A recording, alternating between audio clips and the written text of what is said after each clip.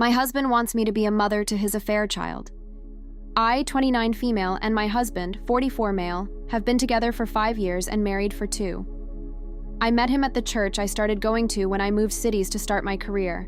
I work for an insurance company, and he's a pastor. I know that we have a notable age gap, but he was always kind to me and made me feel special. Anyhow. A week ago, he came home and told me we needed to talk.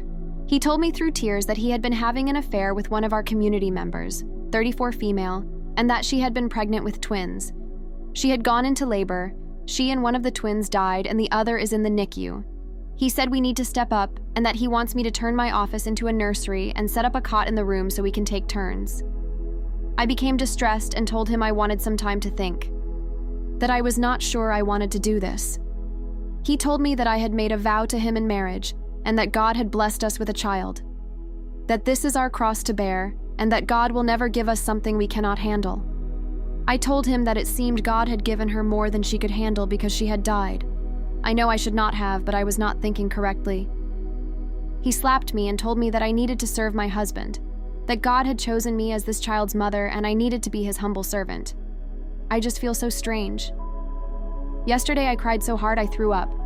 This woman died, yet I feel bad for myself. I feel so ugly. I wanted children and was saving for IVF because I am infertile, but now that I have a chance to have a child and I do not want it, I feel like I'd be robbing its mother's grave. I pray to God, but if I'm being honest, it's never felt like anyone was ever listening. I feel like I have truly seen my husband, and he no longer looks kind. He looks his age and very tired. I want to abandon him and the child. I'm only 29. I can start over. I have a remote job. I can take a day off when he goes to the NICU, pack my essentials, and leave. Neither him nor the child deserve this, and although this is my circus, that is not my monkey. Update 1. I just want to thank y'all for the support. I'm still processing this all, and I just need a little time. I don't feel unsafe, just unloved, just not enough. My husband did apologize for slapping me and continues to express regret, but he can't take it back. Just as he cannot take back impregnating another woman, which ultimately killed her. I'm just feeling so disillusioned with my whole life right now. I know I should leave. I know that there is a world out there that will not treat me like this, but I am scared of change. I am working on a plan to leave and getting my ducks in a row for when I am ready to go, but I am not sure when I would leave if I choose to. Many expressed that I should make a report to the police about him slapping me, and they're probably right, but that would likely cause me more problems than it would be worth. If I leave, it might make him want to contest the divorce more, and if I stay, it would cause more tension. I've been working on my left hook though because I won't let him get away with it again.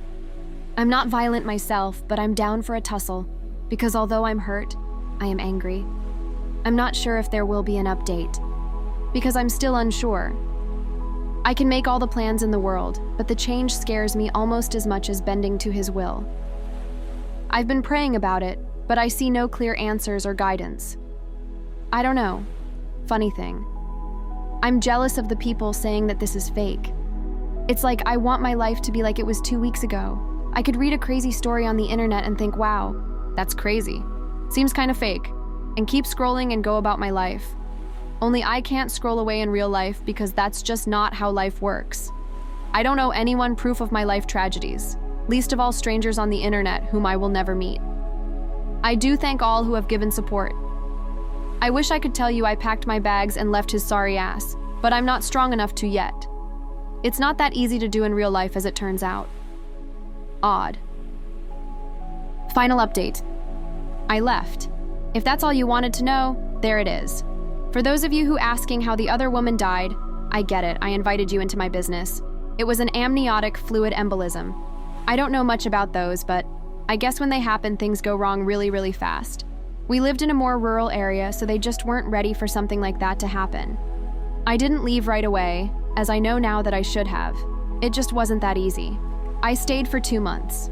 I knew if I did not at least try to make it work, I would not be able to live with it. Not because I wanted to save my marriage, but because what ifs keep me up at night enough as is. I went to marriage counseling with my husband, but it was ultimately fruitless.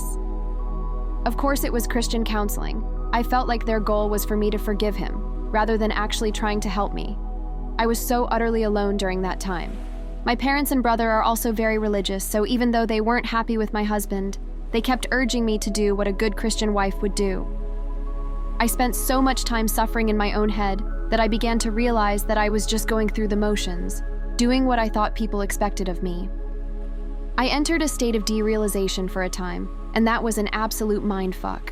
The feeling of nothing being real, not even myself, was horrible. During this period, my husband brought his baby home, and while he tried to split the cares 50-50 at first, he ultimately didn't trust me to look after the baby because I was lost in space. So he ended up being the primary provider. When I was with the baby, all I could think about was how its existence ruined my life. It'd look at me with big blue eyes, and I would just wish it would disappear. I would actively spend time resenting a baby. There was a time when I was thinking to myself, and I wished it would stop breathing. That was when I knew that I needed to leave. I was blaming a baby and wishing ill upon it, and that was not okay to do. I don't remember much about this time besides that. It's mostly a blur otherwise. I sought services through my work to talk to the essayer, and I eventually came back to Earth. She helped me make a plan. At no point did I fear my husband. I truly believe the slap was a one-off event. However, screw him. He doesn't deserve closure. On a night he had a long Bible study. He always took his baby with him because he didn't trust me. I packed my essentials and dipped. I met him pretty quickly after college, so I did not have much to take as far as furnishings. I fit everything I wanted in 3 suitcases and 4 moving boxes. It all fit into my SUV after some mediocre Tetris skills. I was able to change my phone number online before I left, but I did leave the divorce papers under his pillow with my lawyer's contact info. Kind of like the tooth fairy, but for adults' assholes. I was the breadwinner. In my state, we were not married long. Enough for me to pay spousal maintenance. At least that is what my lawyer said. I own my vehicle outright. We had our own bank accounts and a shared expenses account. We filed taxes separately, and the church owns the house.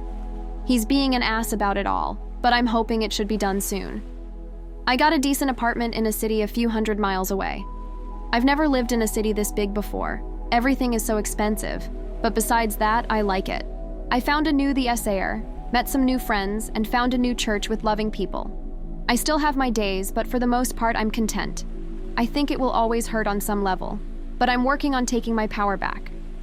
I turn 30 next month, and I am hopeful it will be the start of my best decade yet. What do you guys think? Let's discuss in the comments. Follow and like for more stories.